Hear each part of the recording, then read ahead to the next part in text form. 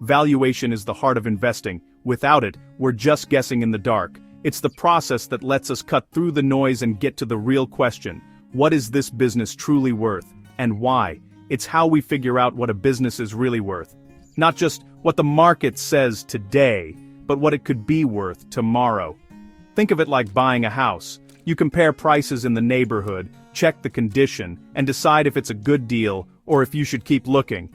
You wouldn't buy a house just because it looks nice from the outside. The same logic applies to stocks. We want to buy great businesses at fair prices, not just chase the latest trend or hype. But what's fair in a market that's always changing, where prices can swing wildly from day to day?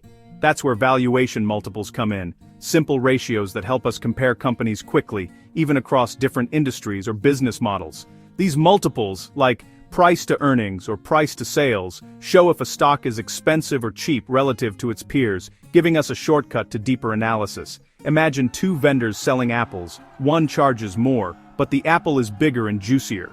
You'd want to know if the higher price is justified by better quality.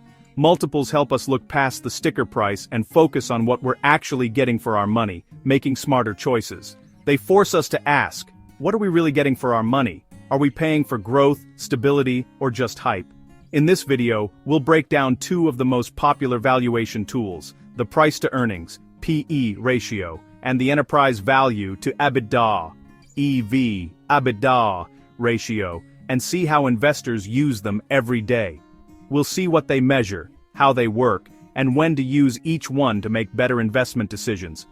Mastering these tools is the first step to moving from speculation to smart investing.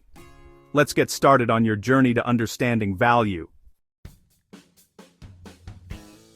The price to earnings, or PE, ratio is the classic valuation metric that many investors turn to first when evaluating a stock. It tells you how much investors are willing to pay for each dollar of a company's earnings. Just divide the current stock price by the company's earnings per share, or EPS. For example, if a stock trades at $50 and the company earns $2 per share, the PE ratio is 25. This means investors are paying $25 for every $1 of earnings. Now let's compare two companies. Company A has a PE of 10, while Company B has a PE of 25. At first glance, Company A seems much cheaper. On the surface, A looks like the better value since you're paying less for each dollar of earnings. But a low PE doesn't always mean a bargain. It could signal that investors expect little or no growth from the company in the future. On the other hand, a high PE ratio means investors expect big growth and are willing to pay a premium for that potential. The PE ratio is a quick and easy way to compare companies, but it's not the whole story and has its limitations. It doesn't work for unprofitable companies, and sometimes earnings can be distorted by accounting tricks or one-time events. Still, the PE ratio is a great first filter for spotting potential value or hype, helping investors quickly narrow down their stock choices before digging deeper. The EV/EBITDA multiple gives a fuller picture. EV, or enterprise value, is the total value of a company, market cap plus debt minus cash. EBITDA stands for earnings before interest, taxes, depreciation, and amortization, a rough measure of operating cash flow. Divide EV by EBITDA, and you see how many years of cash flow it would take to buy the whole business. This ratio is capital structure neutral, so it works well for comparing companies with different debt levels. It's especially useful in industries with big differences in debt or depreciation, like telecom or manufacturing. EV/EBITDA helps you compare core profitability, regardless of how a company is financed. The PE ratio is simple and intuitive, great for comparing stable, profitable companies. It's widely used because it's easy to calculate and understand, but it ignores debt and can be skewed by accounting choices, which can sometimes paint a misleading picture. Two companies with the same PE might have very different risk profiles if one is loaded with debt, making it a less reliable measure in such cases.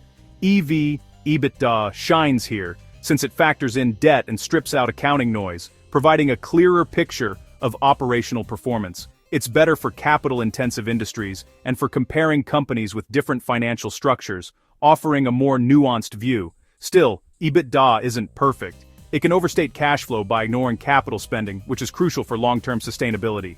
And calculating EVEBITDA takes a few extra steps, making it a bit more complex to use. No single ratio tells the whole story. Each offers a different lens through which to view a company's financial health. Use both to get a more complete view, ensuring a balanced and informed analysis.